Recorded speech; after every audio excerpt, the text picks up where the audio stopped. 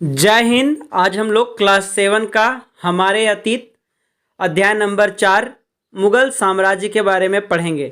इससे पहले हम लोगों ने अध्याय नंबर 3 दिल्ली के सल्तनत के बारे में जाना था, यानी कि दिल्ली में कौन कौन से कब हुए तुर्किस्तान और भी यानी कि 12वीं सदी के बाद का शासन। अब आइए जानते हैं 1526 के काल के समय जब मुगलों का साम्राज्य यहाँ पे बना।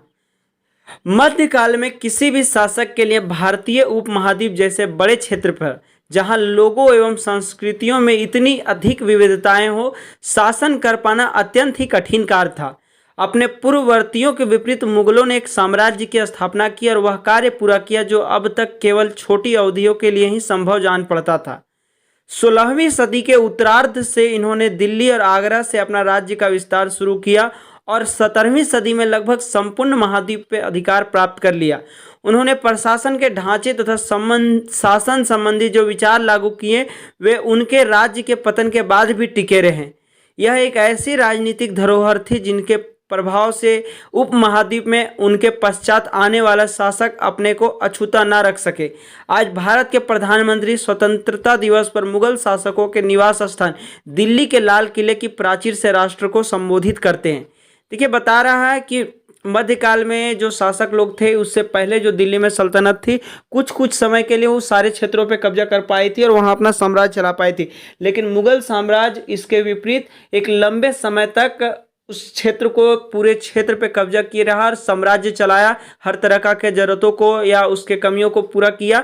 लेकिन आज उसी चीज़ को बता रहा है कि वो मुगल साम्राज्य भले ही चले गए, उनका सर्वनाश हो गया हो, लेकिन उसके बाद भी आज के जो हमारे देश के प्रधानमंत्री है उसी लाल किले पे जो उस समय उन लोगों का मुगलों का निवास स्थान था वहीं से स्वतंत्रता दिवस के अवसर पर झंडा फहराते हैं। और बता रहा है कि 17वीं सदी के आसपास उन लोगों ने पूरे साम्राज्य पे कब्जा किया था। 16वीं सदी में उन लोगों ने शुरुआत किया था, कुछ जगह नहीं थे उन लोगों के पास।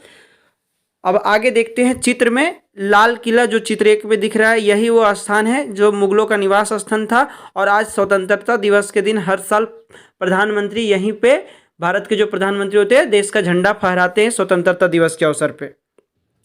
अब जानते हैं मुगल कौन थे। मुगलों के बारे में हम लोगों ने जाना कि मुगल दिल्ली पे राज किए हुए थे, दिल्ली का शासन संभाले हुए थे। अब मुगलों के बारे में स्पेशली जान लेते हैं। मुगल 2 महान शासक वंशों के वंशज थे। माता की ओर से वे मंगोल शासक चंगेज खान जो चीन और मध्य एशिया के कुछ भागों पर राज करता था। ये मंगोल लोग मोहम्मद तुगलक के समय में भी आए हुए थे और अलाउद्दीन खिलजी जिसके बारे में हमने अध्याय 3 में बताया था, उसी चंगेज खान के ये माता के साइड से वंशज थे। और आगे कह सकते कि पिता की ओर से वे ईरान, इराक एवं वर्तमान तुर्की जो आज का तुर्किस्तान है वहाँ से थे। उनके शासक तैमूर जिनकी मृत्यु 1404 में हुई थी उसके वंशज थे। मतलब कह सकते हैं कि माता के साइड से ये मंगोल शासक के चंगेज खान के वंशज थे और इधर पिता साइड से तुर्किस्तान के तैमूर वंश से थे। परंतु मुगल अपने को मुगल या मंगोल कहलवाना पसंद नहीं करते थे। ऐसा इसलिए था क्योंकि चंगेज खान से जुड़ी स्मृतियां सैकड़ों व्यक्तियों के नरसंहार से संबंधित थी। यही स्मृतियां मुगलों के प्रतियोगिताओं उज्बेगों से भी संबंधित थी। दूसरी तरफ मुगल तैमूर के वंशज होने पर गर्व का अनुभव करते थे, ज़्यादा इसलिए क्योंकि उनके महान वंशज ने 1398 में दिल्ली पे कब्जा कर लिया था। मतलब बता रहा है कि माता के साइड से जो चंगेज खान का इन लोगों को मिलता था सामान वो इन लोगों को अच्छा नहीं लगता था और ये मुगल या मंगोल कहलाना पसंद नहीं करते थे। जबकि पिता के साइड का जो तुर्क वाला था तैमूर वंशज, इस पे इन लोगों का अनुभव एक प्रकार से कह सकते हैं कि गर्व महसूस होता था क्योंकि उनके जो पूर्वज थे वो 1398 में दिल्ली पे कब्जा किए थे और इन लोग अपने पिता के साइड का ही वंश को आगे बढ़ाया था। अब देखिए यहाँ नीचे एक चित्र दिख रहा है, चित्र नंबर 2, तैमूर उसके उत्तराधिकारी और मुगल सम्राटों का एक लघु चित्र जो कि 1702 से 1712 के बीच का चित्र था। एक चित्र बना हुआ था, मध्य में तैमूर है, यानी जो सबसे बीच में है वो तैमूर है और उसके दाहिने और उसका पुत्र मिरन शाह जो प्रथम मुगल सम्राट बाबर का लकड़ दादा था और उसके बाद अबू सैद बाबर के दादा। तैमूर की बाईं और देख सकते हैं जो सुल्तान मोहम्मद मिर्जा, ये बाबर के परदादा थे और उमर शेख बाबर के पिता हैं। तैमूर की दाहिनी और तीसरी, चौथे और 5वें व्यक्ति मुगल सम्राट बाबर, अकबर और शाहजहां हैं और उसकी दाएं और उसी क्रम में हुमायूं, जहांगीर और औरंगजेब है। इस तरह से एक चित्र बना हुआ था जिसमें सारे वंशजों को बता रहा है। अब यहाँ एक प्रश्न पूछ रहा है कि क्या यह चित्र दिखाता है कि मुगल राजतत्व का दावा जन्मसिद्ध अधिकार के रूप में करते थे? हाँ, ऐसा कहा जा सकता है क्योंकि इनके कई पीढ़ी भी पहले भी मुगल जो थे वो राजतत्व में जन्मसिद्ध थे, यानी अधिकारी थे, पहले भी राजा रह चुके थे। अब देखिए यहाँ पे इस तरह की बातें बता रहा है कि मुगल दो वंशों से संबंध रखता था और ये दोनों में वो पिता का वंश को आगे बढ़ाया। अब आगे जानते हैं। उन्होंने अपनी वंशावली का प्रदर्शन चित्र बनाकर किया। प्रत्येक मुगल शासक ने तैमूर के साथ अपना चित्र बनाया। चित्र 1 को देखिए जो तैमूर और मुगलों के समूह में तस्वीर प्रस्तुत करता है। मतलब बता रहा है अभी जो हमने पीछे चित्र देखा उसमें हर एक वंश ने अपने अपने साथ अपने पूर्वजों का चित्र भी बनाया जो तैमूर वंश और मुगलों के समूह को तस्वीर प्रस्तुत करता है। यहाँ पे एक बात और भी बताया था कि वो मुगल कहलाना पसंद नहीं करते थे। अब जानते हैं मुगल सैन्य अभियान, मतलब मुगलों का सैन्य अभियान कैसा था, सैनिक की व्यवस्था कैसी थी। देखिए प्रथम मुगल शासक जो था वो बाबर था। 1526 से 1530 यानी 4 सालों तक राज किया था भारत में। ने जब 1494 में फरगना राज्य का उत्तराधिकारी प्राप्त किया तो उसकी उम्र केवल 12 वर्ष की थी। मतलब वो केवल 12 साल का एक छोटा बच्चा था। मंगोलों की दूसरी शाखा उज्बेकों के आक्रमण के कारण उसे अपनी पैतृक गद्दी छोड़ी पड़ी। मतलब मंगोल लोग उस पर आक्रमण कर दिया जिसके कारण अपने पिता का जो गद्दी था यानी फरगना से उसे वहां छोड़नी पड़ी। अनेक वर्षों तक भटकने के बाद उसने 1504 में काबुल पर कब्जा कर लिया और उसने 1526 में दिल्ली के सुल्तान इब्राहिम लोदी को पानीपत में हराया और दिल्ली और आगरा को अपने कब्जे में कर लिया। इस प्रकार से मुगलों का दिल्ली में शासन 1526 से शुरू हो गया था। तालिका 1 में मुगलों के प्रमुख सैन्य अभियानों को दिखाया गया, जो तालिका 1 हम लोग अगले अध्याय में पृष्ठ में देखेंगे। इसे ध्यान से पढ़ सकते हैं वहां जाकर कि इस लंबे घटनाक्रम में कोई पुनरावृत्ति हुई कि नहीं। उदाहरण के लिए आप यह गौर करेंगे कि अफगान मुगल सत्ता के लिए तात्कालिक खतरा थे। मतलब उस समय जो था मुगल साम्राज्य के लिए अफगान लोग खतरनाक था। मुगलों और अहोम जिसके बारे में हम लोग अध्याय 7 और सिखों के बारे में अध्याय 8 और 10 में जानेंगे। मेवाड़ और मरवाड़ अध्याय 9 के संबंधों पर भी गौर करेंगे। सफाविद ईरान से अकबर और हुमायूं के संबंधों में क्या अंतर था। क्या औरंगजेब का शासनकाल में गोलकुंडा और बीजापुर के अधिग्रहण से दक्कन में युद्धों का अंत हो पाया था। यही दक्कन का जो कहा जा सकता है जो महाराणा शिवाजी प्रताप का था उन्हीं का। अब आगे देखिए चित्र 3 में यहाँ दिखा रहा है ऊपर की ओर मुगल फौज अभियान पर। मतलब कि एक जो बीच में कुछ हाथियां दिख रही है, चारों ओर से घोड़े का तैनाती है। इसी तरह का सैन्य अभियान उस समय होता था। सेना इसी तरह से सजी होती थी। और नीचे देखिए चित्र 4 दिख रहा है। 16वीं शताब्दी के युद्धों में तोप और गोलाबारी का पहली बार इस्तेमाल हुआ। बाबर ने इसका पानीपत की पहली लड़ाई में प्रभावी ढंग से प्रयोग किया। मतलब पानीपत के युद्ध जीतने के लिए बाबर ने इसका प्रयोग किया था। पहली बार कह सकते हैं कि उस समय लोग तोपों आदि का यूज करते थे। उससे पहले तीर धनुष तलवार घोड़े हाथी यही सब चीज़ों से युद्ध होता था। अब देखिए साइड में बता रहा है कि युद्ध में प्रयोग होने वाले बारूद की तकनीकी भारत में 14वीं शताब्दी में लाई गई। आग्नेयास्त्रों के लिए इसका प्रयोग सबसे पहले गुजरात मालवा और दक्कन जैसे प्रदेशों में हुआ एवं आरंभिक 16वीं सदी के बाबर द्वारा इसका प्रयोग किया गया था। अभी हमने पिछले पृष्ठ में देखा था तालिका 1 के बारे में। आइए तालिका 1 में जानते हैं। तालिका 1 में हम लोग जानेंगे मुगल सम्राट, यानी मुगल सम्राट जब यहाँ आया दिल्ली में शासन करने लगा तो इसके जो वंशज थे किन किन ने कब कब और कितने समय तक राज किया ये हम लोग जानेंगे। जैसे सबसे पहला प्रमुख अभियान और घटनाएं, इसमें कुछ कुछ दिया हुआ है मुख्य मुख्य बातें। देखिए यहाँ बाबर जो बता रहा है 1526 से 1530 तक रहा था। यहाँ पे 1526 में पानीपत के मैदान में इब्राहिम लोदी एवं इसके अफगान समर्थकों को हराया। फिर दूसरा 1527 में खानुआ में राणा सांगा राजपूतों राजाओं और उनके समर्थकों को हराया। 1528 में चंदेरी में राजपूतों को हराया और फाइनली 1530 में इसकी मृत्यु हो जाती है। अपनी मृत्यु से पहले दिल्ली और आगरा में मुगल नियंत्रण स्थापित किया। मतलब मुगल साम्राज्य की नींव बाबर ने ही रखी थी 1526 में। आगे देखिए इसके दूसरे शासक थे हुमायूं जो बाबर का ही बेटा था। 1530 से 1540 तक रहा। फिर बीच में इसे इब्राहिम लोदी ने हराया था और उसके बाद ये 1500 दोबारा फिर 1555 ये आया और 1556 1 सालों तक राज किया। आइए जानते हैं। हुमायूं ने अपने पिता की वसीयत के अनुसार जायदाद का बंटवारा किया और प्रत्येक भाई को एक एक प्रांत मिला। मतलब अपने पूरे साम्राज्य का एक एक छोटा हिस्सा सबको मिला। उसके भाई मिर्जा कामरान की महत्वाकांक्षाओं के कारण हुमायूं अपने अफगान प्रतिद्वंदियों के सामने फीका पड़ गया। शेर खान ने हुमायूं को 2 बार हराया, 1539 में चौसा में, 1540 में कन्नौज में। इन पराजयों ने उसे ईरान की ओर भागने को बाध्य कर दिया। मतलब वो वहां से भागकर 1540 में भागकर वहां चला गया। ईरान में हुमायूं ने सफाविद शाह की मदद ली और उसने 1555 में दिल्ली पर पुनः कब्जा कर लिया। परंतु उससे अगले वर्ष इस इमारत में एक दुर्घटना में उसकी मृत्यु हो गई और इस प्रकार से वह खत्म हो गया। 1556 में उसका मृत्यु हो जाता है। फिर 1556 में उसका बेटा अकबर आता है, जो 13 वर्ष की अल्पायु में ही अकबर सम्राट बना। यहाँ बता रहा है कि वो भी एक 13 साल का ही था उस समय जब ये सम्राट बना। हालांकि उसके कह सकते हैं कि वो साम्राज्य के कुर्सी पर भले बैठा था, लेकिन उसका बैरम खान ने उसमें पूरा मदद किया था, वही राज्यकाज संभाल रहा था। ये 13 साल के अल्पायु में ही था।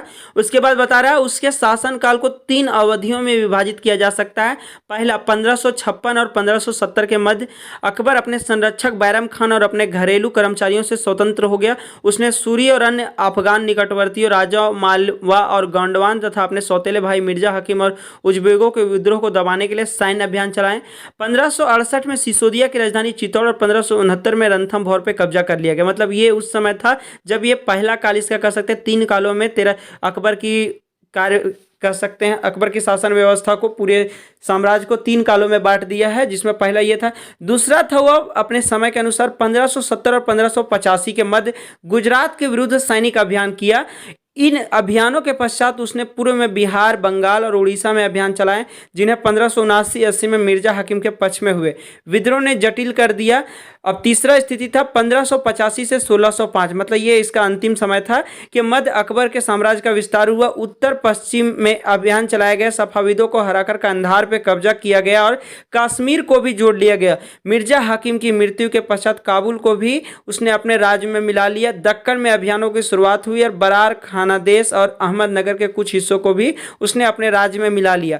अपने शासन के अंतिम वर्षों में अकबर की सत्ता राजकुमार सलीम के विद्रोह के कारण लड़खड़ाई। यही सलीम आगे चलकर सम्राट जहांगीर कहलाया। सलीम अकबर का बेटा था और बता रहा है पीछे कि इसने मिर्जा हकीम जो कि इसके चाचा के बेटे थे, यानी हुमायूं के समय में थे, उसी को उसका भी अपने में बाद में ये सारा मिला लिया था।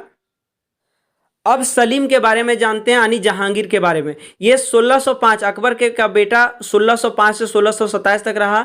जहांगीर ने अकबर के सैन्य अभियानों को आगे बढ़ाया। मेवाड़ के सिसोदिया शासक अमीर सिंह ने मुगलों की सेवा स्वीकार की। इसके बाद सिखों, अहोमों और अहमदनगर के खिलाफ अभियान चलाए गए, जो पूर्णतः सफल नहीं हुए, मतलब पूरी तरीके से सक्सेस नहीं मिला। जहांगीर के शासन के अंतिम वर्षों में राजकुमार खुर्रम, जो बाद में सम्राट शाहजहां कहलाया, ने विरोध किया।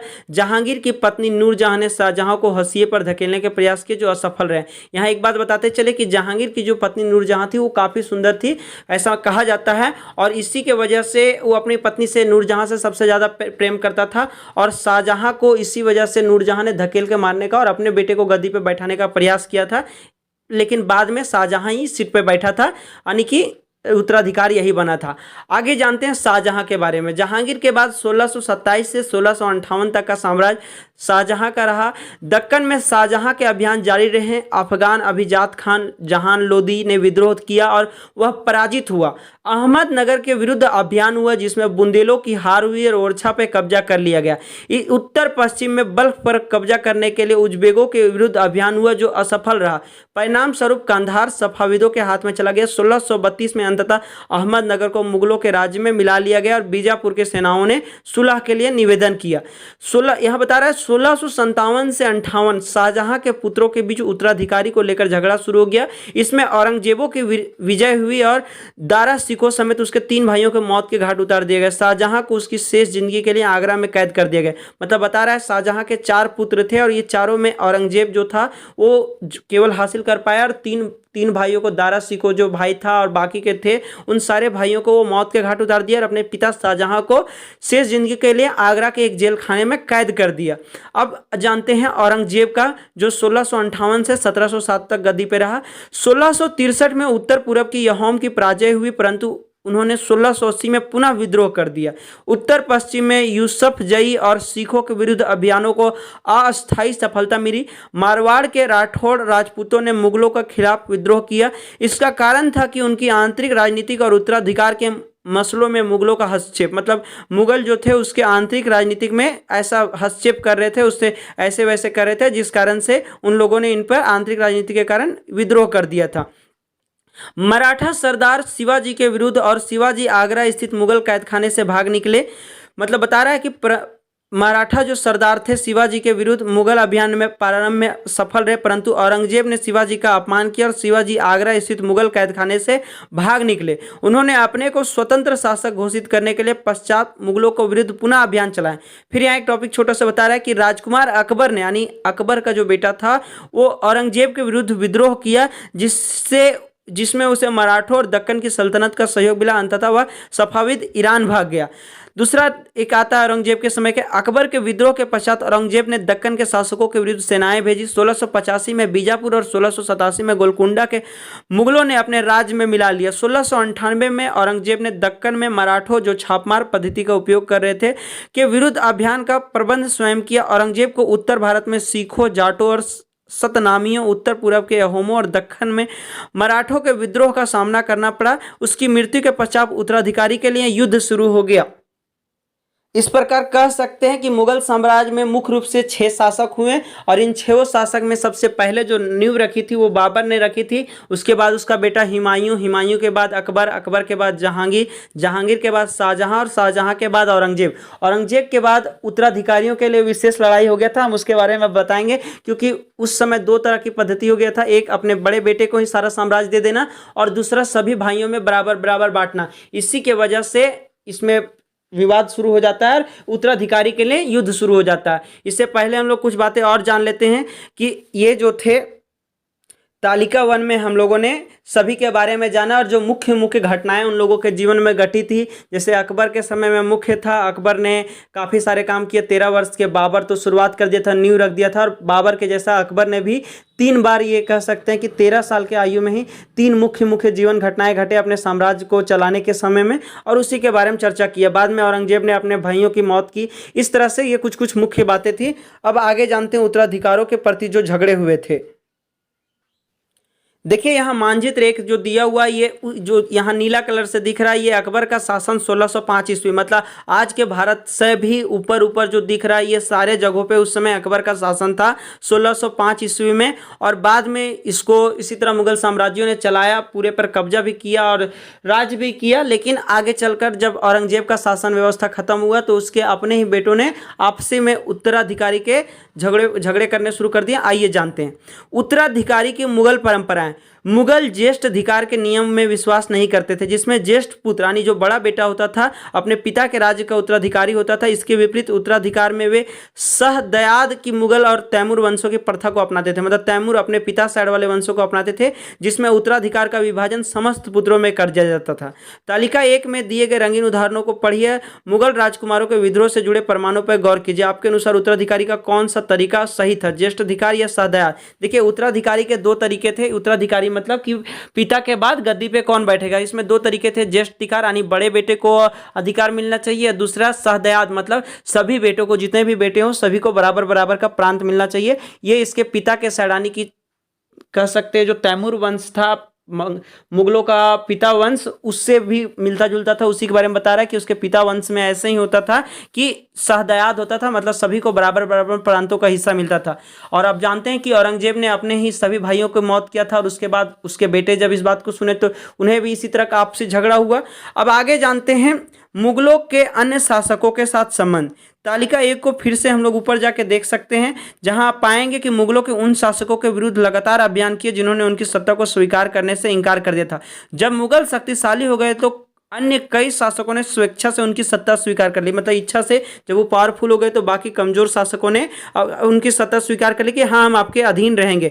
लेकिन राजपूत इसका एक अच्छा उदाहरण है। अनेकों ने मुगल घराने में अपनी पुत्रियों का विवाह करके उच्च पद प्रदान किया, परंतु कईयों ने विरोध भी किया। मतलब बता रहा है कि जो राजपूत वंश थे वो बहुत सारे ऐसे राजपूत थे जिन्होंने अपनी पुत्रियों का विवाह उन्हीं से करवा दिया, मुगलों से, और उन्हीं के यहाँ ऊंचे ऊंचे पदों पर आसीन होने लगे। लेकिन कुछ ऐसे थे जिन लोगों ने विरोध भी किया था। उससे पहले हम लोग राजपूतों के बारे में थोड़ा सा जान लेते हैं कि राजपूतों के साथ मुगलों की शादियां।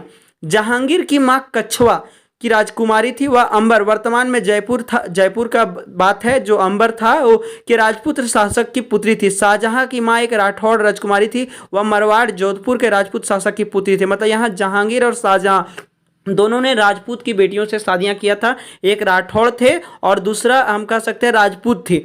अब आगे जानते हैं मेवाड़ के सिसोदिया राजपूत लंबे समय तक मुगलों की सत्ता को स्वीकार करने से इनकार करते रहे, परंतु जब वे हारे तो मुगलों ने उनके साथ सम्माननीय व्यवहार किया और उन्हें उनकी जागीरें वतन यानी जागीरें कह सकते कि उनका जितना संपत्ति था, जितने उनके प्रजा थी, उनको छोड़ दिया, वतन जागीरों के रूप में वापस कर दी। पराजित करने परंतु अपमानित ना करने के बीच सावधानी से बनाए गए संतुलन की वजह से मुगल भारत के अनेक शासकों और सरदारों पर अपना प्रभाव बढ़ा पाए, परंतु इस संतुलन को हमेशा बरकरार रखना कठिन था।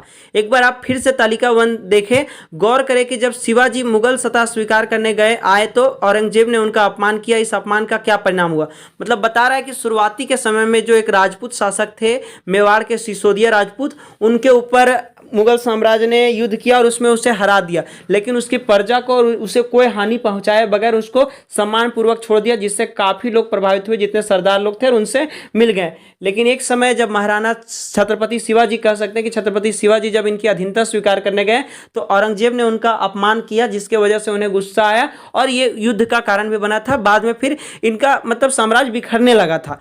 अब आगे जानते हैं मनसबदार और जागीरदार। जैसे जैसे साम्राज्य में विभिन्न क्षेत्र सम्मिलित होते गए, वैसे वैसे मुगलों ने तरह तरह के सामाजिक समूहों के सदस्यों को प्रशासन में नियुक्त करना आरंभ किया और शुरू में ज़्यादातर सरदार तुर्रानी थे, लेकिन अब इस छोटे समूह के साथ साथ उन्होंने शासक वर्गों में ईरानियों, भारतीयों, मुसलमानों, अफगानों, राजपूतों, मराठों और अन्य समूहों को सम्मिलित किया। मुगलों की सेवा में आने वाले नौकर सह मनसबदार कहलाए। कह रहा है मनसबदार के मतलब जान लीजिए कि शुरुआत में जैसे जैसे इनका विभिन्न क्षेत्र में सम्मिलित होते गए, बड़े साम्राज्य पर राज करने लगे, तो इन्होंने मुगलों के साथ साथ तरह तरह के समुदायों को अपने यहाँ काम करने पर रखने लगा। मतलब कह सकते जैसे आज सरकार होता है तो सारे काम सरकार नहीं कर सकती, वो सारे के लिए आदमी रखती है, जिसको हम लोग सरकारी अफसर कह सकते हैं, या बहुत सारे क्षेत्र होते हैं हर क्षेत्र में। तो इसी तरह इन लोगों को भी बहुत सारे लोगों की जरूरत पड़ी और इसके लिए इन्होंने केवल मुगलों को ही नहीं बल्कि कह सकते हैं कि मुसलमानों को, अफगानों को, भारतीयों को, ईरानियों को, तुर्कियों को, राजपूतों, मराठों, बहुत सारे क्षेत्र के सभी को अपने यहाँ काम देने लगे। और ये नौकरशाह उस समय मनसबदार कराते थे, मतलब इनके यहाँ जो सरकारी पद पे जो आसीन होते थे उन लोगों को मनसबदार कहा जाता था। अब यहाँ देखिए आगे बता रहा है मनसबदार शब्द का प्रयोग ऐसे व्यक्तियों के लिए होता था जिन्हें कोई मनसब यानी कोई सरकारी हैसियत अथवा पद मिलता था। अभी हम बताएं कि जो पद मिलता था या उन्हें कोई सरकारी हैसियत प्राप्त होता था तो उन्हें मनसबदार कहा जाता था, और ये कोई भी हो सकते थे, चाहे मुसलमान, अफगान, राजपूत आदि कुछ भी। यह मुगलों द्वारा चलाई गई श्रेणी व्यवस्था थी जिसके जरिए पद, वेतन और तीसरा सैन्य उत्तरदायित्व, मतलब 3 चीजें उस समय दिया जाता था, निर्धारित किए जाते थे। पद और वेतन का निर्धारण जात की संख्या पर निर्भर करता था, मतलब जितना जात हो, जात की संख्या जितनी अधिक होती थी दरबार में अभिजात की प्रतिष्ठा उतनी ही बढ़ जाती थी। मतलब संख्या में जितना इजाफा होता था उसकी प्रतिष्ठा, भाव इतना ही अधिक होता था और उसका वेतन भी उतना ही भी अधिक होता था। मतलब जिसका ज़्यादा जात होता था उसका पद भी उतना ही अच्छा मिलता था और पद होने की वजह से उसको वेतन भी उतना ही अच्छा मिलता था। आगे बता रहा है जो सैन्य उत्तरदायित्व मनसबदारों को सौंपे जाते थे उन्हीं के अनुसार उन्हें घुड़सवार रखने पड़ते थे। मतलब जितना सैनिक व्यवस्था या कह सकते कि उतना जितना जिम्मेदारी उन लोग मनसबदारों को सौंपा जाता था उसी के अनुसार उन लोगों को घुड़सवार रखना पड़ता था। आगे बता रहा है मनसबदार अपने सवारों के निरीक्षण के लिए जाते थे, वे अपने सैनिकों के घोड़ों को दगवाते थे। मतलब सैनिक जो उसके सैनिक होते थे, जो होते थे पद पे आश्रित, वे अपने सैनिकों के घोड़े को दगवाते थे आग से और सैनिकों की पंजीकरण करवाते थे कि ये हमारे सैनिक है। इन कार्यवाहियों के बाद ही उन्हें सैनिकों का वेतन देने के लिए धन मिलता था। मनसबदार अपना वेतन राजस्व एकत्रित करने वाली भूमि के रूप में पाते थे। मतलब जो पद पे आश्रित होते थे उनको वेतन भूमि से कर एकत्रित होता था, राजस्व कर यानी जमीन का जो कर होता था उससे ही उन लोग पाते थे अपना वेतन, जिन्हें जागीर कहते थे और तकरीबन इक्ताओं के समान थी। परंतु देखिए यहाँ जात की श्रेणियां के बारे में बात आया हुआ कि 5000 जात वाले अभिजातों का दर्जा 1000 जात वाले अभिजातों से ऊंचा होता था। अकबर के शासन काल में 29 ऐसे मनसबदार थे जो 5000 जात की पदवी के थे। औरंगजेब के शासन काल तक ऐसे मनसबदारों की संख्या 79 हो गई थी। क्या इसका अर्थ यह हुआ कि राज्य का खर्चा बढ़ गया? मतलब बता रहा है, हमने अभी बताया था कि जिसके पास जितना अधिक जात होता था, जितना पावर होता था, उतना उसको दर्जा अधिक मिलता था, उतना उसका प्रतिष्ठा अधिक होता था। तो ऐसा अकबर के समय में 29 ही मनसबदार थे जिनके पास 5000 से अधिक जात होते थे। लेकिन औरंगजेब यानी मुगल साम्राज्य का अंतिम शासक जो था उस समय ये 79 हो गई थी, 79। अब सोचिए कि इस समय पद इतना बड़ा था तो उसके हिसाब से वेतन भी ज़्यादा मिलता होगा, तो वेतन ज़्यादा मिलता होगा तो इनके खर्चे भी बढ़ गए थे। कह सकते हैं कि साम्राज्य का जो राजतंत्र का जो खर्च था वो बढ़ गया था। आगे बता रहा है मनसबदार मुक्तियों से भिन्न अपने जागीरों पर नहीं रहते थे और ना ही उन पर प्रशासन करते थे। उनके पास अपनी जागीरों से केवल राजस्व एकत्रित करने का अधिकार था या राजस्व उनके नौकर उनके लिए एकत्रित करते थे, जबकि वे स्वयं देश के किसी अन्य भाग में सेवारत होते थे। मतलब बता रहा है कि जो मनसबदार होते थे वे अपने मुक्तियों से भिन्न होते थे, मतलब अपने जागीरों पे जो उनका जमीन होता था, जहाँ पे उनका हक होता था, वे वहाँ राज नहीं करते थे, केवल वो वहाँ पे अपना कर लेते थे, राजस्व टैक्स लेते थे और ये सारे टैक्स उनके नौकर जाते थे वसूलने के लिए। इन लोग खुद नहीं जाते थे, इन लोग देश के किसी मतलब कह सकते हैं कि इन्हीं किसी अलग प्रांत में रहते थे, केवल यहाँ उनका नौकर जाता था और कर लेकर आता था। इसी तरह हर एक दूसरे के मनसबदार के नौकर करते थे और इस तरह से कर जमा करते थे। आगे बता रहा है कि अकबर के शासन काल में इन जागीरों का सावधानी पूर्वक आकलन किया जाता था ताकि इनका राजस्व मनसबदार के वेतन के तकरीबन बराबर रहे। मतलब कह रहा है कि जो ये जागीरदार होते थे, जो कर को वसूलते थे, मनसबदारों के जो नौकर होते थे, उनका वेतन ज़्यादा ना हो जाए और मनसबदार जो इनके मालिक होते थे, यानी राजा के बाद जो मनसबदार जो पोस्ट पे होते थे उस समय नौकरशाही, उन लोगों के वेतन से इन लोगों का जो वसूल करने जाते थे कर, उनका वेतन ज़्यादा ना हो जाए, इसका पूरा ध्यान रखा जाता था अकबर के शासनकाल में। ताकि आगे बता रहे ताकि इनका राजस्व मनसबदार के वेतन के तकरीबन बराबर रहे। औरंगजेब के शासनकाल तक पहुंचते पहुंचते स्थिति बदल गई थी। अब प्राप्त राजस्व मनसबदार के वेतन से बहुत कम था। मनसबदारों की संख्या में भी अत्यधिक वृद्धि हुई, जिसके कारण उन्हें जागीर मिलने से पहले एक लंबा इंतजार करना पड़ता था। जागीर मतलब वही कर की बात कर रहा है जो नौकर लोग करता था और जमा करता था। इन सभी कारणों से जागीरों की संख्या में कमी हो गई। फलस्वरूप कई जागीरदार जागीर रहने पर यह कोशिश करते थे कि वे जितना राजस्व वसूल कर सके कर ले। अपने शासनकाल के अंतिम वर्षों में औरंगजेब ने इन परिवर्तनों पर नियंत्रण नहीं रख पाया। इस कारण किसानों को अत्यधिक मुसीबत का सामना करना पड़ा, क्योंकि बता रहा है कि उन समय 79 लगभग 79 मनसबदार हो गए थे और उसके नीचे जितने जागीरदार होते थे, जो उनके नौकर होते थे, उन्हें जागीर कहा जाता था। अब ये जागीरदार लोग उतना कर वसूल नहीं कर पाता था, जिसके कारण काफ़ी परेशानियां होती थी और वसूल करता था तो किसानों पे इसका बोझ ज़्यादा पड़ जाता था। जैसा कि आप चित्र 5 में देख सकते हैं कि अपने सवारों के साथ एक मनसबदार अभियान पर, ये जो दिख रहा है ये अपने पूरे सवारी के साथ एक अभियान पे जा रहा है। मनसबदार एक साथ में है जो किसी अन्य प्रांत में रहता था। आगे बता रहा है चित्र 6 जो नीचे दिख रहा होगा, शाहजहां के राजकाल का एक लघु चित्र के ब्यौरे। यह जहांगीर के समय के भ्रष्टाचार को दिखाया कि एक भ्रष्ट अफसर रिश्वत लेते हुए दूसरा एक कर अधिकारी गरीब किसान को सजा देते हुए। देखिए ऊपर जो चित्र दिख रहा है इसमें ये रिश्वत ले रहा है और दूसरे में एक गरीब किसान को ये अधिकारी सजा दे रहा है। जो घूसखोरी कालाबाजारी आज होता है उस समय भी होता था। आगे बता रहा है जब्त और जमींदार। मुगलों की आमदनी का प्रमुख साधन किसानों की उपज से मिलने वाला राजस्व था। अधिकतर स्थानों पर किसान ग्रामीण कुलीनों यानी कि मुखिया या स्थानीय सरदारों के माध्यम से ही राजस्व देते थे। समस्त मध्यस्थों के लिए, चाहे वे स्थानीय ग्रामीण के मुखिया हो या फिर शक्तिशाली सरदार हो, मुगल एक ही शब्द जमींदार का प्रयोग करते थे। मतलब बता रहा है कि मुगलों का जो आमदनी था वो सबसे मुख्य जो था वो राजस्व था, यानी जमीन का कर था। उस समय इतना व्यापार तो होता नहीं था और व्यापार सबसे ज़्यादा उस समय खेती बाड़ी पर ही लोग आश्रित रहते थे। अधिकतर स्थानों पे जो होते थे वो ग्रामीण जो होते थे वो मुखिया या वहां के सरदार होते थे, उन लोगों को राजस्व देते थे और ये दोनों ही जमींदार अपने आप को जमींदार कहते थे। अकबर के राजस्व मंत्री टोडरमल ने 10 साल में 1570 से 1580 की कालावधि के लिए कृषि की पैदावार, कीमतों और कृषि भूमि का सावधानीपूर्वक सर्वेक्षण किया। इन आंकड़ों के आधार पर प्रत्येक फसल पर नगद के रूप में कर निश्चित कर दिया गया। प्रत्येक सूबे का राजस्व मंडलों में बांटा गया और प्रत्येक की हर फसल के लिए राजस्व दर की अलग सूची बनाई गई। राजस्व प्राप्त करने के लिए देखिए यहाँ बता रहा है कि सूबे, प्रांत मतलब जो साम्राज्य होता है उसके छोटे छोटे प्रांतों में बांटा जाता था और उन प्रांतों को फिर वहाँ जिस हिसाब से फसल होता था उस हिसाब से कर देना पड़ता था। वही बता राजस्व प्राप्त करने के लिए इस व्यवस्था को जब्त कहा जाता था। मतलब जो राजस्व प्राप्त करने के लिए जो किया जाता था उस व्यवस्था को जब्त कहा जाता था। यह व्यवस्था उन स्थानों पर प्रचलित थी जहां पे मुगल प्रशासनिक अधिकारी भूमि का निरीक्षण कर सकते थे और सावधानी पूर्वक उनका हिसाब रख सकते थे। ऐसे निरीक्षण गुजरात और बंगाल जैसे प्रांतों में संभव नहीं हो पाया। कुछ क्षेत्रों में जमींदार इतने शक्तिशाली थे कि मुगल प्रशासकों द्वारा शोषण किए जाने की स्थिति में वे विद्रोह कर सकते थे। कभी कभी एक ही जाति के जमींदार और किसान मुगल सत्ता के खिलाफ मिलकर विद्रोह कर देते थे। 17वीं शताब्दी के आखिर में ऐसे किसान विद्रोह ने मुगल साम्राज्य के स्थायित्व को चुनौती दी। मतलब बता रहा है कि कुछ क्षेत्र में इतने मजबूत जमींदार थे, इतने शक्तिशाली थे कि उन्होंने अगर कोई मुगल साम्राज्य कर के साथ अगर कह सकते हैं कि शोषण करता था तो वे उसके प्रति विद्रोह कर देते थे कि नहीं ये गलत है, ऐसे उन लोग बोलते थे। और साथ ही बाद में बता रहा है कि जब 17वीं सदी हुआ तो उस समय किसानों ने मुगल साम्राज्य के स्थायित्व को चुनौती दे दी, मतलब जो कर देते थे वो कर देने से मना कर दिया या अलग तरीके से बातें होने लगी। अब आगे बता रहा है अकबरनामा और आईने अकबरी। जो अकबर के बारे में जो नहीं बताता उसे अकबरनामा कहते हैं, एक ऐसा ग्रंथ मतलब किताब कह सकते हैं।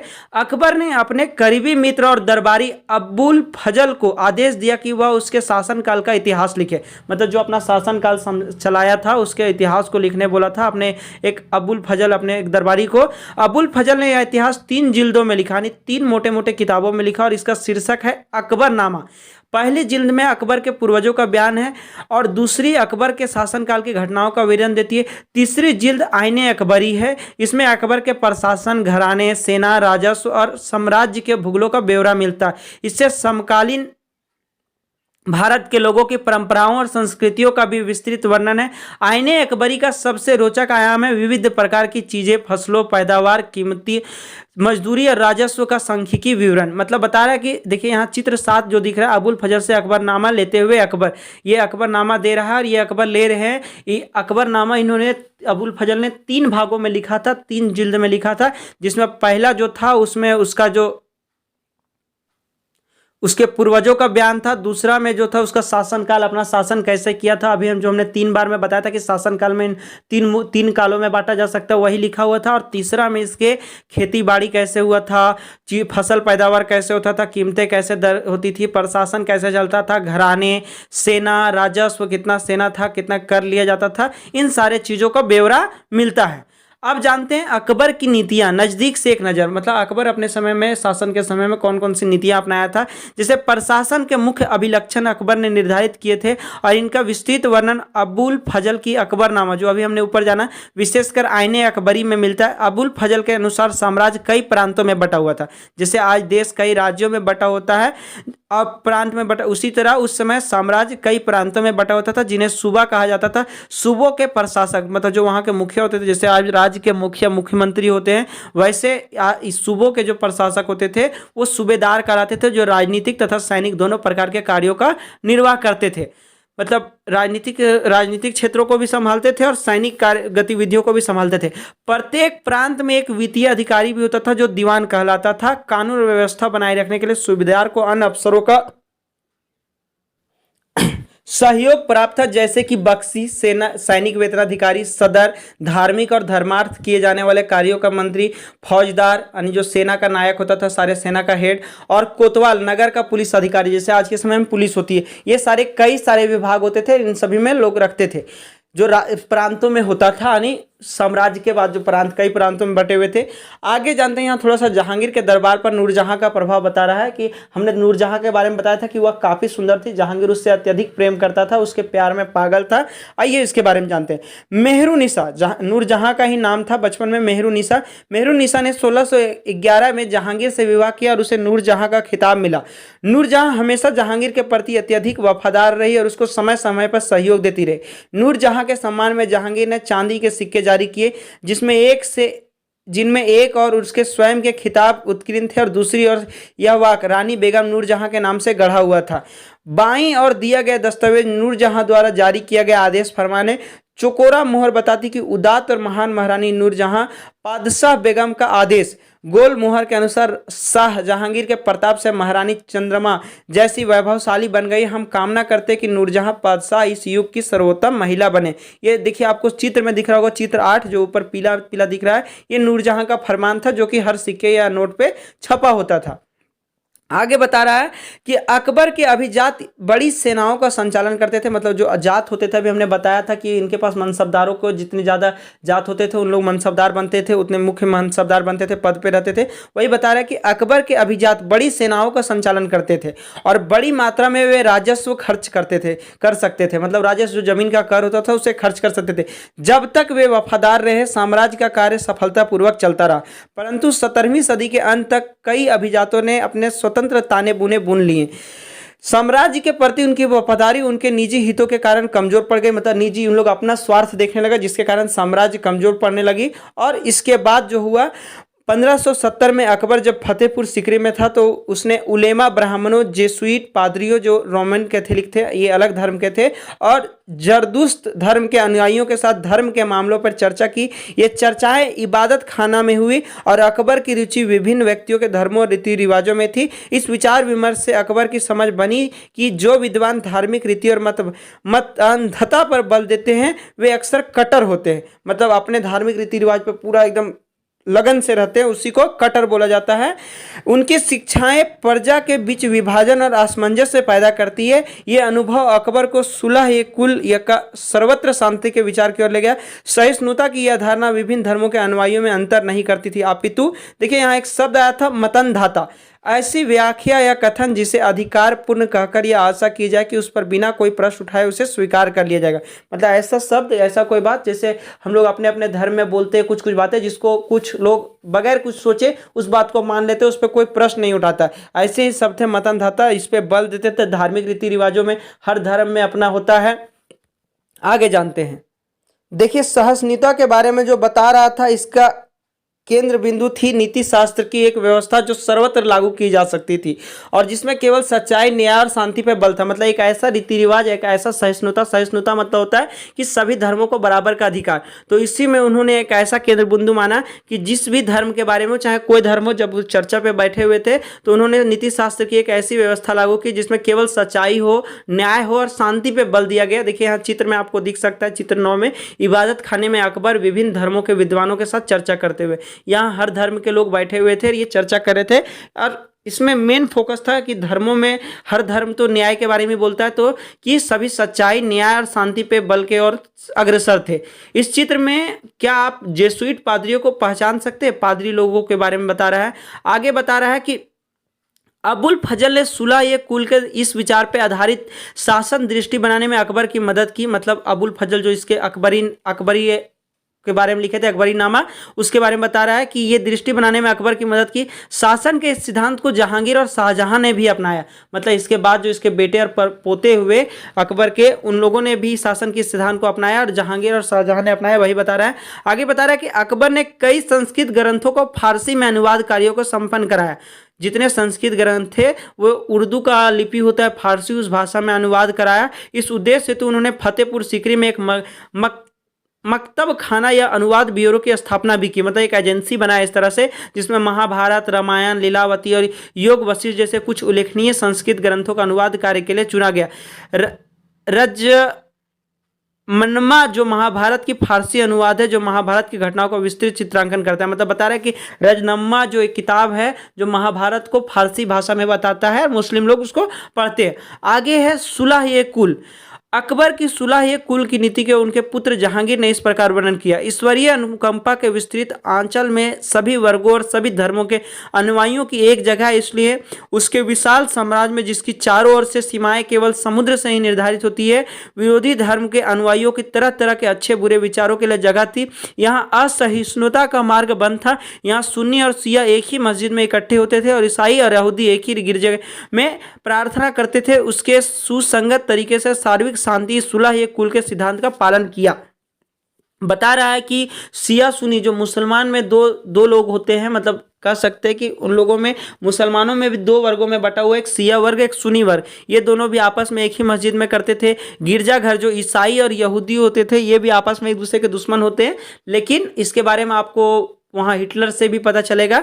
यहाँ पे बता रहा है कि ईसाई और यहूदी भी एक ही गिरजाघर में प्रार्थना करते थे। ये अकबर के समय में ऐसा होता था और इसी को उसके बेटे जहांगीर ने बताया था। इस प्रकार अकबर द्वारा सहिष्णुता यानी धर्म पे, जो सभी धर्मों को बराबर, न्याय, सच्चाई, शांति आदि पे जोर दिया। उसके बाद अब बता रहा है कि 17वीं शताब्दी में उसके पश्चात मुगल साम्राज्य, जब 17वीं शताब्दी आया, ये कह सकते हैं कि मुगल साम्राज्य का अंतिम समय था। और उस समय मुगल साम्राज्य कैसा था उसके बारे में बता रहा है। मुगल साम्राज्य की प्रशासनिक और सैनिक कुशलता के फलस्वरूप आर्थिक और वाणिज्यिक समृद्धि में वृद्धि हुई। आर्थिक मतलब पैसे कौड़ी कह सकते हैं, और वाणिज्यिक यानी बिजनेस व्यापार भी बढ़ोतरी मिला, क्योंकि वाणिज्यिक माध्यम में बढ़ेगा तो जाहिर सी बात है कि आर्थिक क्षेत्र भी मजबूत होगा। विदेशी यात्रियों ने इसे वैसा धनी देश बताया जैसा कि किस्से कहानियों में वर्णित होता रहता है। आज भी भारत को सोने की चिड़िया कहा जाता है, उस समय के लोगों ने भी, विदेशियों ने इसके बारे में ऐसे ही बोला था। परंतु यही यात्री इसी प्रचुरता के साथ मिलने वाली दरिद्रता को देखकर विस्मित रह गए। सामाजिक असमानताएं साफ दिखाई पड़ती थी, मतलब इतना अमीर होने के बाद भी यहाँ असमानता थी, गरीब वर्ग गरीब होते जा रहा था, अमीर वर्ग अमीर हो रहा था, उसी के बारे में यहाँ पे बता रहा है। इस प्रचुरता के साथ मिलने वाली दरिद्रता को देखकर विस्मित रह गए, मतलब आश्चर्य में रह गए। सामाजिक असमानताएं साफ दिखाई पड़ती थी। शाहजहां के शासनकाल को 20वें वर्ष के दस्तावेजों से हमें पता चलता है कि ऐसे मनसबदार जिनको उच्चतम पद प्राप्त था, कुल 8000 में से 445 ही थे। मतलब 8000 मनसबदारों में 445 ही ऐसे थे मनसबदार जिनको उच्चतम पद प्राप्त था, ऊंचे में भी ऊंचा। कुल मनसबदारों की एक छोटी संख्या 5.6% को ही साम्राज्य के अनुमानित राजस्व का 61.5% स्वयं उनके एवं उनके सवारों के वेतन के रूप में दिया जाता था। मतलब कुल जो राजस्व का रहा था उसका 61.5% इन्हीं लोगों को प्राप्त हो जाता था, और बाकी 5.6% उन लोगों को मिलता था, छोटे वर्गों को, जो छोटे मनसबदार थे।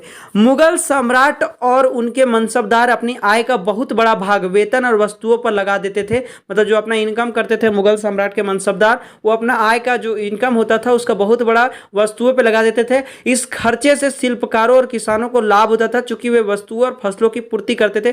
परंतु राजस्व का भार इतना था कि प्राथमिक उत्पादकों, किसानों और शिल्पकारों के पास निवेश के लिए बहुत कम धन बचता था। प्राथमिक उत्पादों मतलब करा जो शुरुआती जो खेती दौर से जुड़े होते थे, उन लोगों के पास पैसे बहुत कम बचता था। इनमें से जो बहुत गरीब थे मुश्किल से ही पेट भर पाते थे, क्योंकि उनको भले उपजाते थे लेकिन कर ही बहुत ज्यादा देना पड़ता था। वे उत्पादन शक्ति बढ़ाने के लिए अतिरिक्त संसाधनों में, औजारों और अन्य वस्तुओं में निवेश करने की बात सोच भी नहीं सकते थे। मतलब कह रहा है कि और कोई औजार वगैरह खेती बाड़ी के लिए, जैसे आज के समय में ट्रैक्टर वगैरह होता है, उस सारे चीजें लेने के बारे में, उस समय तो ट्रैक्टर नहीं होता था, हालांकि हसुआ, कुदारी, ये सारे यंत्र भी उस समय उन लोगों के लेने के लिए बड़ा ही मुश्किल होता था। अतिरिक्त संसाधनों में, औजारों और अन्य वस्तुओं में निवेश करने की बात सोच भी नहीं सकते थे। ऐसी अर्थव्यवस्था में ज्यादा धनी किसान, शिल्पकारों के समूह, व्यापारी और महाजन ज्यादा लाभ उठाते थे। जो अमीर होते थे इस कंडीशन में ज्यादा लाभ उठाते थे। मुगलों के कुलीन वर्ग के हाथों में बहुत धन और संसाधन थे। मुगलों का जो कुलीन वर्ग था यानी अमीर वर्ग था, दो वर्ग में थे, कुलीन वर्ग और असहाय वर्ग हम कह सकते हैं, हर समय ऐसा होता है। तो उसमें जो कुलीन वर्ग था, जो ऊंचे वर्गों पे थे, उन लोगों के पास बहुत सारे धन और संसाधन थे, मतलब बहुत सारे सुख सुविधा के चीजें थे, जिनके कारण 17वीं सदी के अंतिम वर्षों में अत्यधिक शक्तिशाली हो गए। जैसे जैसे मुगल सम्राट की सत्ता पतन की ओर बढ़ती गई, वैसे वैसे विभिन्न क्षेत्रों में सम्राटकों के सेवक स्वयं ही सत्ता के शक्तिशाली से केंद्र बनाने लगे। मतलब जैसे जैसे मुगल साम्राज्य कमजोर पड़ता गया, तो ये सत्ता के जो शक्तिशाली जो पहले से थे, इन सेवकों, ये सेवक लोग ही केंद्र, अपना शक्तिशाली केंद्र बनाने लगे। इनमें से कुछ ने नए वंश स्थापित किए और हैदराबाद एवं अवध जैसे प्रांतों में अपना नियंत्रण जमाया। यद्यपि वे दिल्ली के मुगल सम्राट के स्वामी के रूप में मान्यता दे रहे थे, मतलब दिल्ली में जो मुगल सम्राट था उसी को स्वामी मालिक मान रहे थे। तथापि 18वीं शताब्दी तक साम्राज्य के कई प्रांत अपनी स्वतंत्र राजनीतिक पहचान कर चुके थे। मतलब 18वीं सदी के शुरुआत में ही इन लोगों ने बता दिया कि हम स्वतंत्र हैं। इसके बारे में हम 10वें अध्याय में विस्तार से चर्चा करेंगे।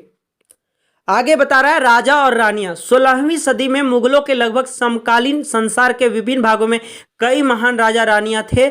इनमें ऑटोमन तुर्की के सुल्तान सुलेमान, मतलब दिल्ली के बारे में बता रहा था। अब यहाँ पे बता रहा है तुर्की अलग अलग जो उसी समय पैरेलल जो चल रहे थे, समांतर कह सकते हैं। तुर्की में जो थे वो सुल्तान सुलेमान थे, जो 1520 से 1566 तक में है। उसके राज्य में ऑटोमन राज्य का विस्तार यूरोप की ओर हुआ। उसने हंगरी को अपने राज्य के साथ मिला लिया और ऑस्ट्रिया को घेर लिया। उसकी फौजों ने बगदाद को और इराक को भी हथिया लिया। मोरक्को तथा उत्तरी अफ्रीका का बहुत सा हिस्सा ऑटोमन सत्ता को मानता था। सुलेमान ने ऑटोमन नौसेना का पुनर्गठन किया। पूर्वी भूमध्य सागर के इलाकों पर भी इस नौसेना के प्रभुत्व की वजह से स्पेन के साथ उसकी प्रतिस्पर्धा हुई। अरब सागर में इस नौसेना ने पुर्तगालियों की चुनौती दी। सम्राट को अल कानूनी यानी विधि निर्माता का खिताब दिया गया, क्योंकि उनके शासनकाल में बड़ी संख्या में नियम कानून बनाए गए थे। इन नियमों का लक्ष्य यह था कि बढ़ते हुए साम्राज्य के विभिन्न क्षेत्रों को ध्यान में रखते हुए प्रशासनिक तरीकों का मानकीकरण हो, ताकि किसानों को बेगार और भारी करों से बचाया जा सके। आगे चलकर चलकर 17वीं शताब्दी में ऑटोमन क्षेत्रों में जब सार्वजनिक व्यवस्था का पतन हुआ तो सुलेमान कानूनी के काल को आदर्श शासन काल के रूप में याद किया जाने लगा। अकबर के अन्य समकालीन शासकों के बारे में पता लगा सकते हैं। इंग्लैंड की शासक रानी एलिजाबेथ जो 1558 से 1603 तक रही। ईरान की सफाविद शासक शाह अब्बास जो 1588 से 1629 तक थी। और इससे कहीं ज़्यादा विवादास्पद रूसी शासक जार इवान चतुर बेसिलएविच जो 1530 से 1584 है, जो इवान द टेरिबल नाम से कुख्यात थे। मतलब ये 16वीं सदी के मुख्य राजे जो अलग अलग उसी समय में दुनिया के अलग अलग कोने में राज कर रहे थे उसके बारे में बताया।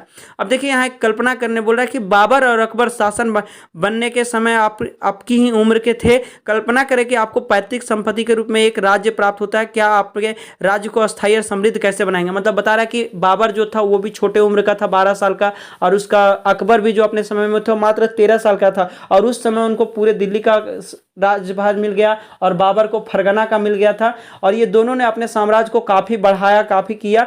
तो इस प्रकार से आपको अगर मिल जाता तो आप क्या करेंगे। खैर, इस तरह से हमारा ये अध्याय 4 मुगल साम्राज्य समाप्त होता है। हम लोगों ने इसमें मुगल साम्राज्य के कितने वंश थे, उन लोगों ने अपने प्रशासन में क्या क्या सुधार किए, ये सारे चीज़ें हम लोगों ने देखा। साथ ही ये जाना कि मुगल कौन थे, फिर मुगल सैन्य अभियान के बारे में जाना कि उस समय की सेना का अभियान कैसे चलाते थे, किस तरह जागीरदारी व्यवस्था थी। उसके बाद मुगल सम्राट में जो साम्राज्य को चलाने वाले वंशानुगत हुए राजकुमार, उन सभी के बारे में जाना, बाबर, अकबर, हुमायूं, जहांगीर, शाहजहां, औरंगजेब। उसके बाद औरंगजेब के उत्तराधिकारों के मुगल परंपराओं में जो भिन्नता आई, मतलब कि आपस में भाइयों में झगड़े होने लगे। औरंगजेब के बाद कि पूरे पर बराबर का अधिकारी मिले, अधिकार हो। फिर मनसबदार और जागीरदारी व्यवस्था जाना कि मनसबदार कहते थे जो उसमें ज़्यादा कह सकते हैं कि जात थे, उन लोगों को उतना ऊंचा मनसबदार व्यवस्था मिलता था। जागीरदारी जो उन लोग मनसबदारों के नौकर होते थे जो कर वसूलते थे, उन लोगों को कहा गया। उसके बाद बता रहा है जब्त और जमींदार। जब्त जो राजस्व प्राप्त करने की राशि थी उसे जब्त कहा गया, और जमींदार जो उन पे राजस्व को हासिल करते थे। फिर अकबरनामा आया जो आईने अकबरी, जो अकबर का सारा वृत्तांत 3 जिल्दों में बताया गया कि अकबर का शासनकाल कैसा था, अकबर ने अपने पूर्वजों के बारे में, और अकबर के समय में शासन व्यवस्था, प्रशासनिक व्यवस्था, कर वगैरह, इन सारे चीज़ों के बारे में, उनके जिल्द के बारे में जो अबुल फजल ने लिखा। फिर अकबर जो धर्म के प्रति सहिष्णुता दिखाए थे, सच्चाई, न्याय, ईमानदारी, इन सारे चीज़ों के बारे में जाना। उसके बाद जहांगीर के दरबार में नूरजहां का क्या प्रभाव था। नूरजहां उससे काफ़ी विश्वास करती थी और जहांगीर भी उस पर काफ़ी विश्वास करता था। अपने शहजादी के प्रेम में सिक्के तक छपवाए थे और उसमें उसके फरमान भी लिखवाए थे। उसके बाद 17वीं शताब्दी में उसके पश्चात जो मुगल साम्राज्य था, औरंगजेब जब समाप्त होने के कगार पे था, मुगल साम्राज्य खत्म होने के कगार पे था, तो अपने आप को कई राजाओं जो उनके गुलाम थे एक समय, उन लोगों ने अपने आप को स्वतंत्र राज घोषित कर दिया और एक प्रकार से कह सकते कि पावरफुल, शक्तिशाली संगठक बन गए थे। इस तरह से हमारा ये अध्याय समाप्त होता है। हमें आशा है कि आपको समझ में आया होगा। अगर कहीं दिक्कत है तो आप कमेंट कर सकते हो, और वीडियो पसंद आया हो तो लाइक कर ले। इसी तरह की और आगे अध्याय 5, 6 पढ़ने के लिए, जानने के लिए हमारे चैनल को सब्सक्राइब कर ले। मिलते हैं तब तक नेक्स्ट वीडियो में, तब तक के लिए धन्यवाद। जय हिंद।